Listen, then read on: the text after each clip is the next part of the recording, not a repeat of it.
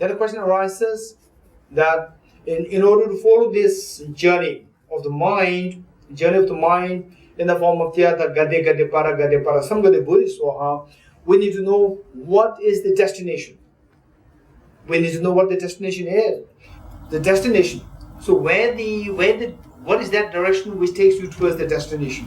That will be given to you by, the direction will be given to us by the wisdom of emptiness. And this wisdom of emptiness is in detail explained in chapter 9. So therefore chapter 9 plays such an important role. And then at the same time, when we do know the destination, when you do know where you are going, but then if you don't have the energy to go, you see where to go, but then you can't reach there because you don't have the energy. So not only that we have the direction, we also should have the energy, the fuel to take us there. So that energy should be the energy of the merit. And the best of the merit is the merit of the bodhicitta. So in short, the energy will be given to you by the bodhicitta, the aspiration bodhicitta, and the direction will be given to you by the wisdom of emptiness. So the wisdom of emptiness is so well explained in chapter 9, and the bodhicitta is so well explained in chapter 8, second half of chapter 8. So then the question arises, bodhicitta, which is such a journey, which requires such courage and determination, because the goal, it may take you so long. So the determination must be so consistent and very intense and full of energy. So for that we need a profound enthusiasm, perseverance. So this perseverance or the enthusiasm, and then this enthusiasm, if you feel that this is my responsibility, it is an obligation, if you don't find joy in it, then you may go to some extent, and then at a certain point you may feel demoralized. Then you may stop altogether of the path. Whereas what you're doing, if there's joy in it, so this joy will take you further towards the destined goal. So that joy in engaging in this virtue, joy in virtue is the joy of perseverance and enthusiasm. So how to cultivate this perseverance? So that is explained in chapter 7. So this joy, eventually we see that this joy will come to us, joy not in picnic, joy in virtue. So joy in virtue, eventually we see that is all through love and affection. The more the love and affection that you have towards others unconditionally, irrespective of who the other person is, the more you will feel joyous. So this joy will take you towards, with this joy of the enthusiasm, then it will take you with the proper the energy of bodhicitta, with the proper direction of the wisdom and emptiness, will surely take you towards Buddhahood. Then the question arises, how can you cultivate this love and affection? So this love and affection, to cultivate that, we need to first of all eliminate its counterforce, the counterforce anger, aversion towards others. So how to combat anger and aversion? Anger and aversion, they make you totally irritated and agitated and restless. So that can be quelled by the power of the patience, practice of forbearance and patience. So chapter 6 explains as to how to cultivate this patience, And then to practice this patience, to practice enthusiasm, to practice bodhicitta, to practice meditation, to practice the wisdom of emptiness, we see that our mind should be, overall speaking, our mind should be freed of the gross excitement or gross distractions and gross laxity. So they will be avoided by the practice of alertness, conscientiousness. So these are explained in chapter 4 and chapter 5. Then to create the motivation, first of all, to go through this journey, we should create the motivation. So to create the motivation of bodhicitta, chapter 1, 2 and 3, these three are explained. And to create the motivation, there must be, we need to feel the benefit. We need to feel the benefit of going through this journey. however long it may be, however long it may take you, we need to see the benefit of doing that. So particularly, precisely, chapter 1 is there to prepare us by seeing the benefit of undergoing this journey of the Tathagata Gadigadi Paragadi Parasamgadi Bodhisattva. It explains the benefit of journeying Bodhicitta. So this will tell us as to what this whole text of the Guided Bodhisattva's Way of Life, Bodhicaryavatara, is all about. And then finally, having actually studied, reflected, and put into practice of what we have learned from this text, then we dedicate the merits properly. So dedication of merits properly is explained in chapter 10. Okay, so as of now, what we're doing is chapter 8. Chapter 8, the title of which is meditation. So this chapter 8, meditation, it should not be simply thought of, it should not be misunderstood. Okay, it's just meditation, just single-pointed sitting idly. This is not the connotation. So the meditation involves two things: how to meditate and what to meditate on, the subject matter of the meditation, and how to meditate. So how to meditate, to create a conducive environment, to create a conducive mental state, all these things, they are dealt with under the topic how to meditate. So that is the first half of this chapter, chapter 8, that is done. Then the second half is what should you meditate on. So finally, what you should meditate on is the meditate to cultivate this merit, to cultivate this fuel to take you towards this journey. What is that fuel? The fuel of the merit. And the best of the merit is the merit of the bodhicitta. So what you meditate on is one, is constituted of bodhicitta. One. Then number two, what we should meditate on is the proper direction. So to see the direction, where you are going, where you should be going, it is the wisdom of emptiness. So then, as to what is meditated on, the second part of the meditation is constituted of the meditation of emptiness. So that is explained in chapter 9. So we see that chapter 8 and 9 combined together will tell us what is the final dharma, what really constitutes the things that would potentially make you happy. So only through studying all these things, then we see that the three main points. What makes you the happiest person? Then number two, how can you make others most happy? Then number three, that I should become Buddha for the benefit of all sentient beings. How that these three things are to be seen as just the same thing. If you're able to see that, if you're able to see all these three things as of the same thing, then there is such a joy in embracing this path. Because what we are generally, what makes us feel intimidated whenever you engage in some kind of dharma is, okay, I can do this, do that, and so forth, but what will happen to my family? Who is going to take care of my family? Who is taking care of myself? So these problems are there. So to say, because this dharma is not just for others, it is for your own happiness. By this dharma, you will make yourself the happiest. You will be able to make your family the happiest. If you come to see that, these 3 points are synonymous, creating the greatest happiness for yourself and creating the greatest happiness for others and wishing to become Buddha. So if you see these 3 things as just synonymous, as interchangeably, as just the same thing, then this conflict within you will be resolved. And then you see that whatever you do, you are doing for yourself.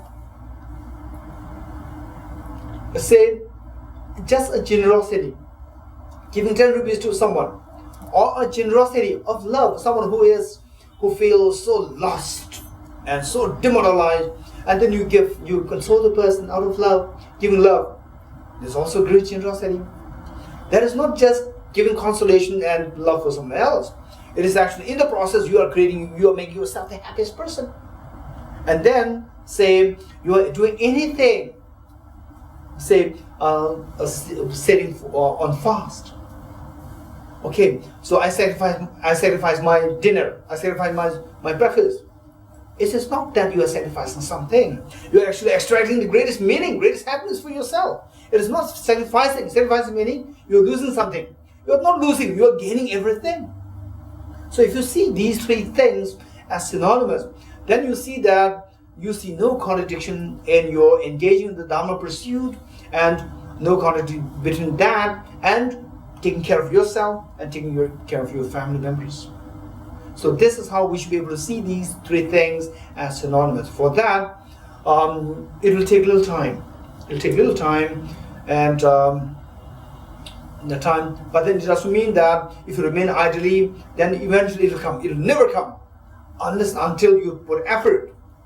You put effort in the vast learning of the chapter 9, which is on interdependency of oneself and others, seen in the light of emptiness. And then chapter 8, how that cultivating the genuine desire to help others, that is indeed the best reward for yourself. That is indeed the greatest joy for yourself. So only through extensive learning, reflection and meditation can one see all these 3 points as synonymous, otherwise not. Okay, with that in mind, what we are doing is the Meditation Bodhicitta. And for the Bodhicitta, we see that there are 2 methods. The sevenfold method and the what? Method of equalizing and exchanging self for others. These 2 methods. And this text, precisely this text, this is what deals with the second method of equalizing and exchanging self for others.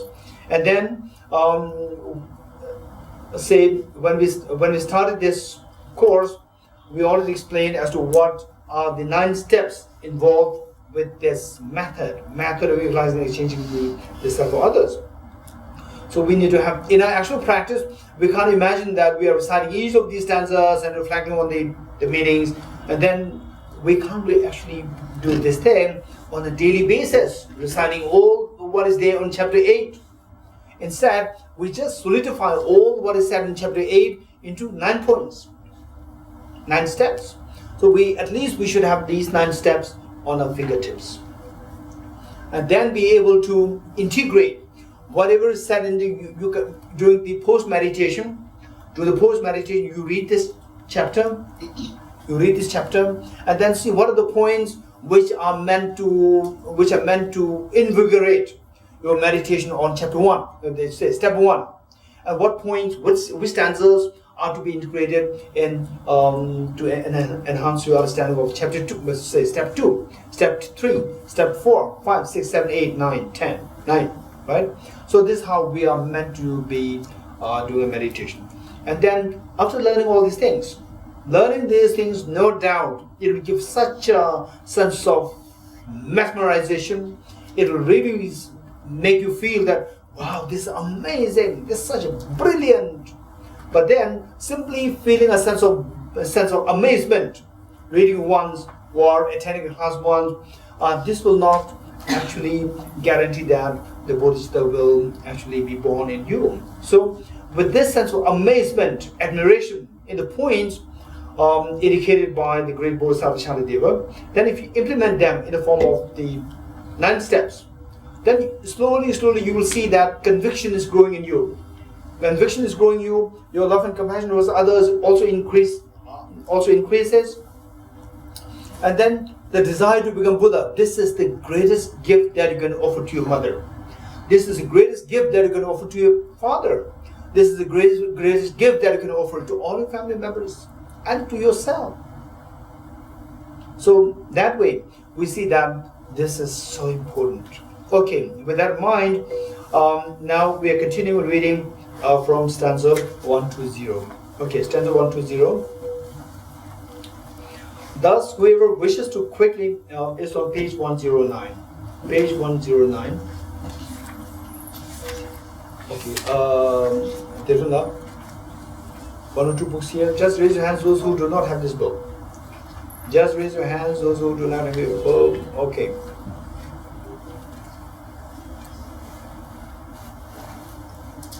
Okay, 1 here.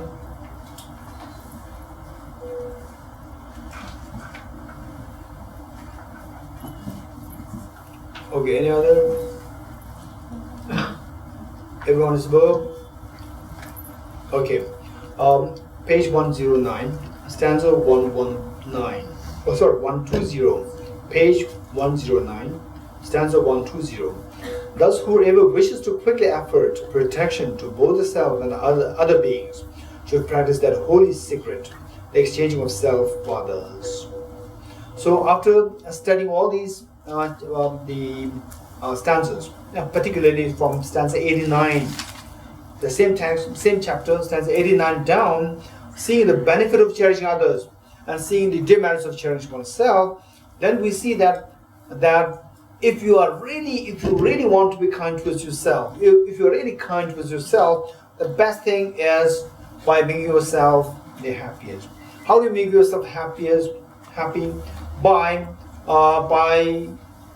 engaging in a particular action, which can actually make you happy.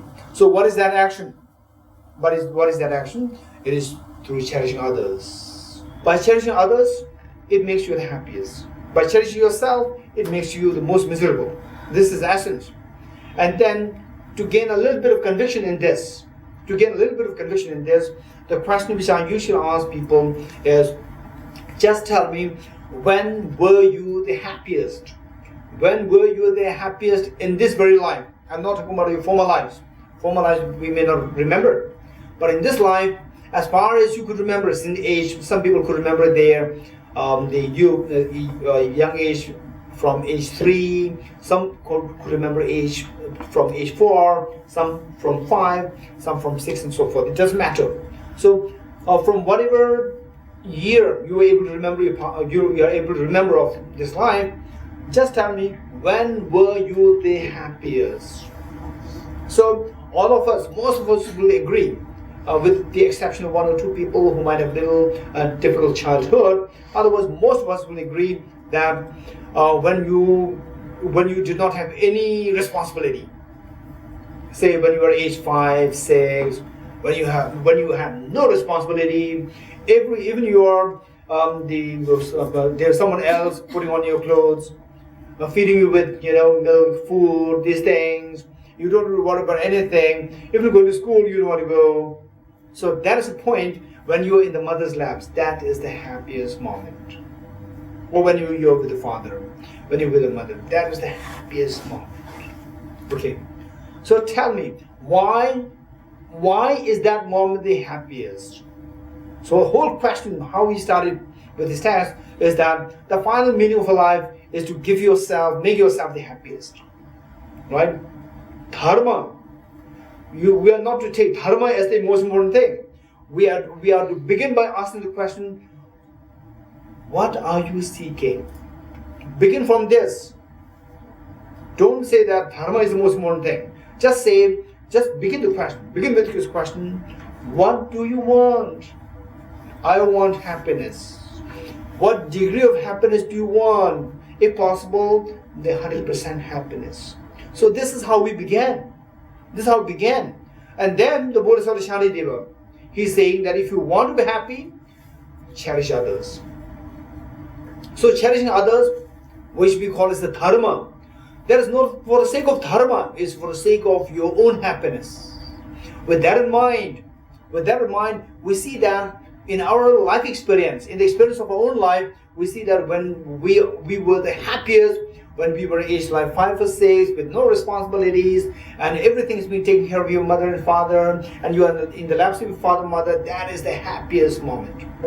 And tell me, why are you the happiest at that moment? Because you could feel the maximum love and affection from someone else, and you also feel the maximum love and affection towards someone else. That is the time that makes you the happiest at that moment. If that is the case, this is a life example. This is an example from your own life.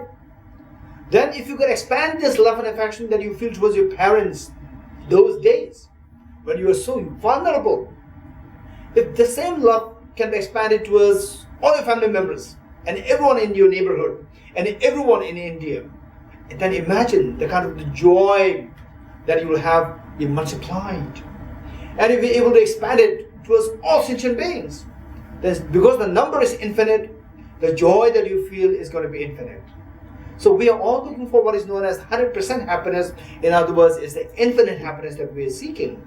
So from this, we learn, we get experience, we get understanding that if we're able to expand our love towards the infinite beings, then our joy will multiply infinite times, and this is exactly what we're seeking. So this is how we should be wisest. This is how we should be the most kind towards yourself. So by making yourself the happiest, by sharing your love and affection to the maximum. Because this is what we have covered so far. Now reading 120. Thus whoever wishes to quickly offer protection to both the self and the other beings. Now from what we have studied so far, we come to know that cherishing yourself, or say being kind towards yourself and being kind towards others, these two are synonymous. By understanding this, then thus whoever wishes to quickly offer protection to both the self and other beings should practice that holy secret. So creating happiness should be the result. Creating happiness should be the result of some effort. So what is that effort to be like? That effort is the effort which the ordinary people cannot digest. Which the ordinary people cannot digest. What is that effort? To make yourself the happiest person by cherishing others more. And the moment you say that if you don't believe it, you tell your family members that okay, henceforth that I will cherish others more than all other my neighbors and unknown people more than to myself. Then your family will start complaining. Your family will start complaining, what a stupid guy you are.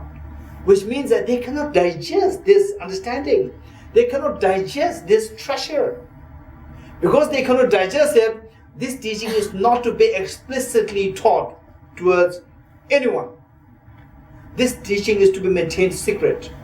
Because ordinary people cannot digest it. So you have to take the people stepwise, in a very skillful ways.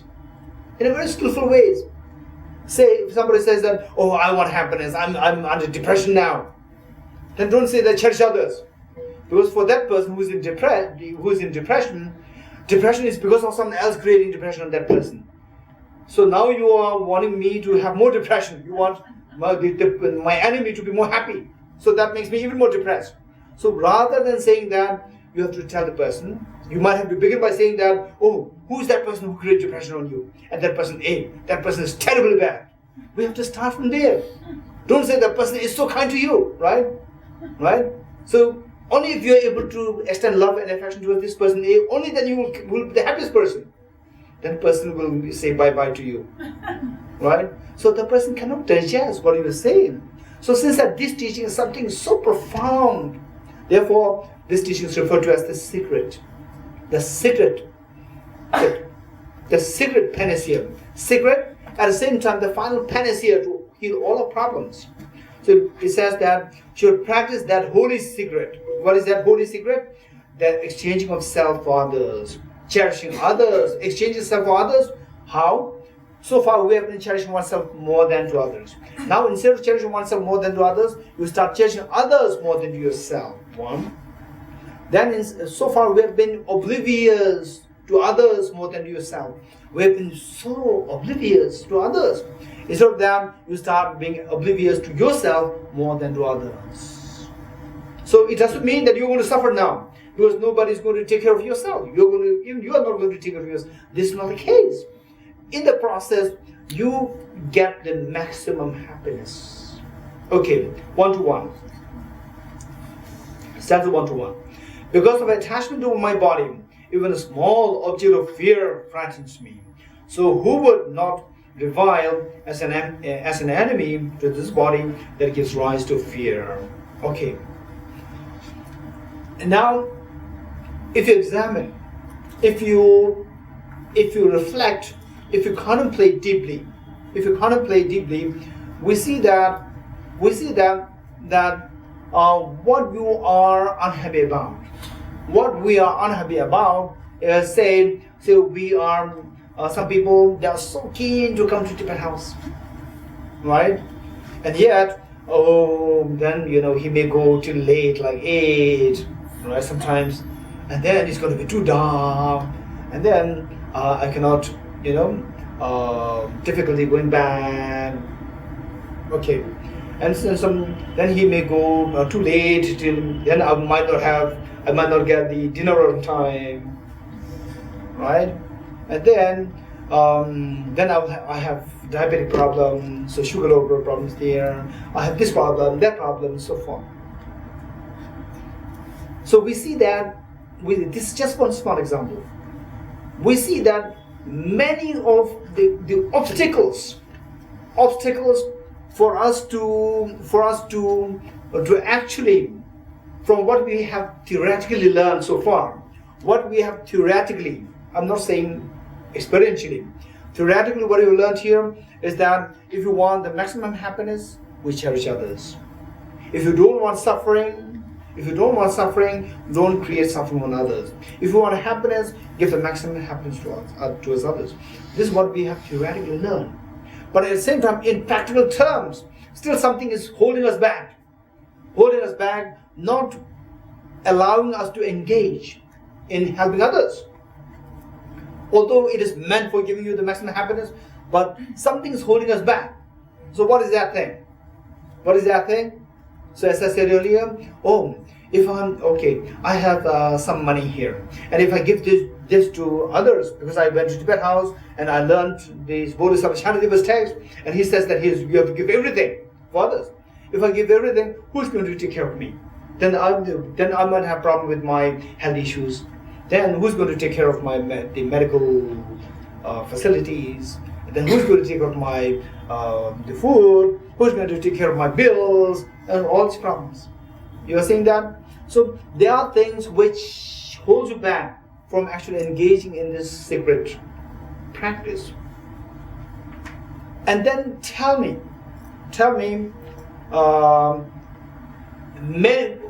almost like 99% of all these things, what hold you back from engaging in this wonderful practice is self-centered attitude.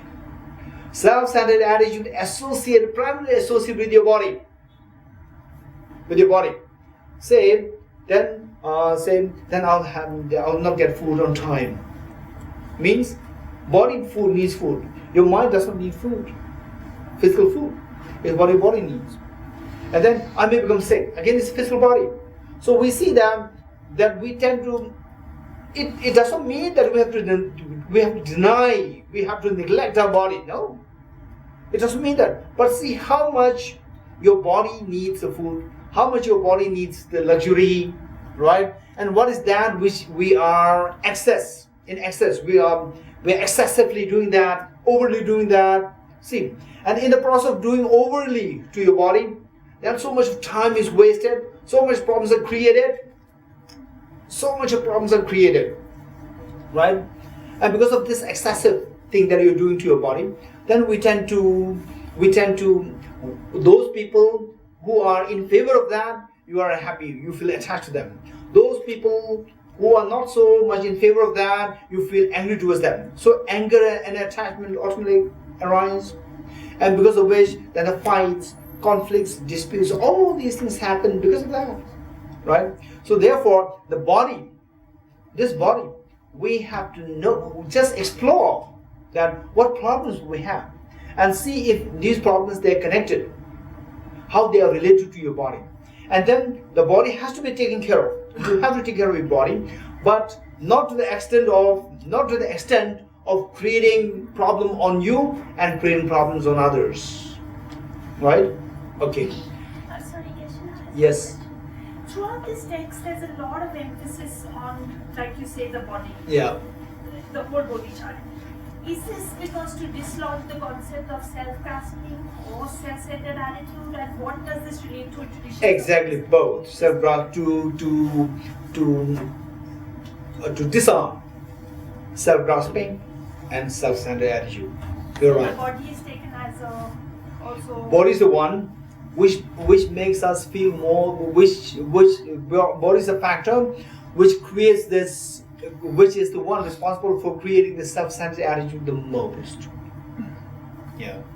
Okay. And then that too, just explore. In your own experience. See what things create problem on me. And this problem, because of what? Right? Because of what? Then we see that somehow that is connected to your body. Say if you become sick, right? Oh, I can't go to Tibet House class because I'm sick today. So which means that you could not receive the benefit of meeting with all these, brilliant people. What made you deprived of this opportunity? Because you were sick. What's sick? Your body or the mind? The body. So body is the one which creates this, which makes you unable to come to the program. So likewise, say, should you have exam tomorrow or some very important interview tomorrow, and the very evening you become sick, the very night you become sick, you can't attend that, and then you fail to get that great opportunity. You fail to embrace that great opportunity, the interview or whatever for a very important job, because you got sick. And what is that thing which made you sick? Is your body. So we see that this body is the one which is responsible for all our problems, which fails you, right? And then you may think that, oh, because of my body is not a problem. It's because of the cook, who made stale food, who gave me the stale food, or because of this restaurant which gave me a stale food. But if you have a very strong body which can digest any food, then even the stale food will not affect you. Some people, they are so easily affected. Some people, they are so easily affected by, say, many of the people, they can just drink the ordinary water. Supplied by the government. They can drink it. And whereas some people, the moment they are drinking it, and then you drink it, then next morning you will have diarrhea problem. Right? So why other people, they have a strong body. They've already adapted the body to that, and your body is a problem. It's not a problem of the water, it's a problem of your body. Right? So what I'm saying is that almost like 99% of our problems, they are somehow connected to the body. At the same time, we invest so much on our body. We invest so much on our body, right?